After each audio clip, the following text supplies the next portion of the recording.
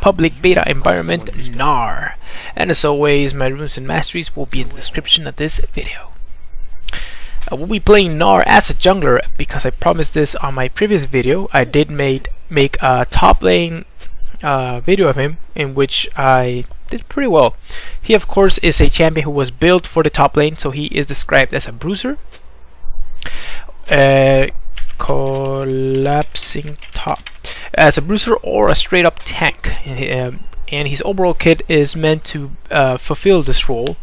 Now this guy has a really cool gimmick in which he is able to transform into a bigger monstrous version of himself, and that's the mini Gnar, which you are the default mode, and the mega Gnar.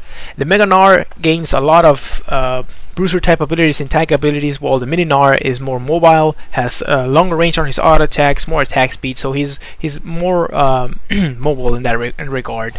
And you can see there you have a passive called Rage Gene, which gives you fury as you are in combat, and when it gets to 100%, it's when you can transform. Now the transformation can occur instantly if you press an ability, or it will take a couple of seconds after you hit 100 to actually transform. So we'll see how that we'll see that in a minute.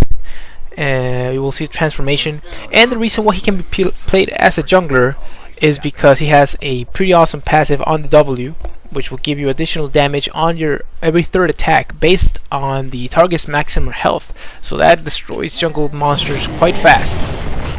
Tank it! Why aren't you tanking this for me? Tank it a few hits. There it is. Thank you. Oh, that's a ton of damage. Thank you for that, team. Excellent. We got this pretty quickly.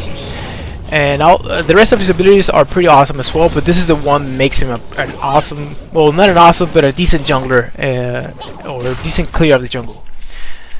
So for his first ability as the little Gnar here is your boomerang. You saw me there, I just threw it.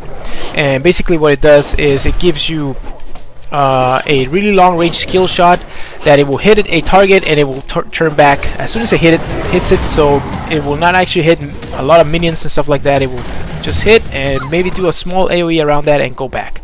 If you catch it, you have reduced cooldown on the ability again, which is awesome. I'm going straight to the red buff, which is awesome, and I highly recommend you do this. Catch it every time you can. We got first blood in mid lane. That's awesome. The ability does slow, and it's as the laning Gnar, it's an excellent ability for harassing and farming from afar.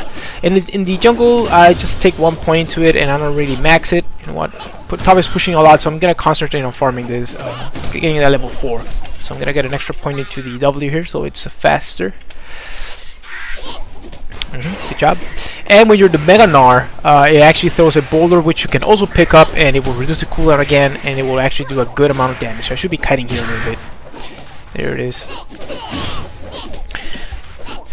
One thing I didn't mention about the boomerang, it does reduce damage to the subsequent targets that you hit by 50%, and you cannot hit a target multiple times. So it's only one hit per target, and that's pretty much it. The next ability, I already talked about the three hit passive, and when you actually gain, not only do you gain the damage on the target, you also gain a burst of speed, which is pretty awesome. And the Mega Gnar gives you I'm gonna cast it right now, a line skill shot that stuns enemies, and it scales off AD.